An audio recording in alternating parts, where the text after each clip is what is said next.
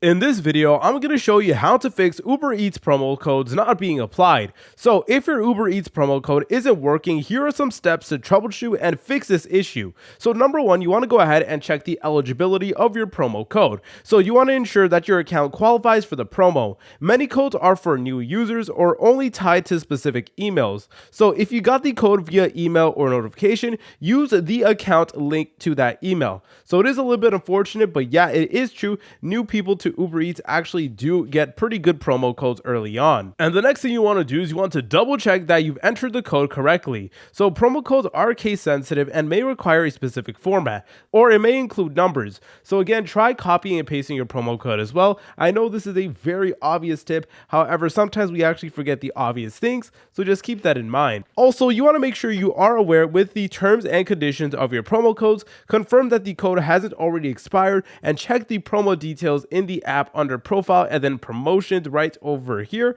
It'll basically give you more information, and you can go ahead and just enter in the promo code as well. And sometimes promo codes do have a minimum order, and also they only do work in certain areas. So some promo codes will only work in certain areas. So again, you just gotta confirm that you are 100% eligible for the promo code. But if you tried everything and you made sure that you're 100% eligible for the promo code, then what I recommend that you guys do is actually go over here back to accounts and then go ahead and press on help. Then you want to go ahead and press on help with order, and then you should see your order right over here, and then you will get the option that will actually say I would like a refund, and then for the explanation why, you want to go ahead and put in my promo code didn't work. If you guys found this video helpful, make sure to leave a like and subscribe. I'll see you in the next tutorial.